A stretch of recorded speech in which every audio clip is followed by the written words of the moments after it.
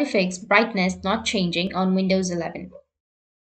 So if you want to fix the brightness not changing in Windows 11, then what you need to do is first you need to just reinstall your graphic drivers. Once you reinstall your graphic drivers, your problem might be fixed. So to do that, what you need to do is just search for computer management, and after that click on the system computer management. Here you need to go with device manager, or you can also just simply go with the device manager from here. Right click on your Windows and then go with device manager, which will take you to the same page. So you need to go with the display adapters and then select the option. And after selecting your display adapters, you need to right click on it, go with an install device, and after that restart your device. After restarting, your problem might be fixed. After that, you can just simply open up your settings, and after opening your settings, you need to go with system, which is on the left side, and then go with display.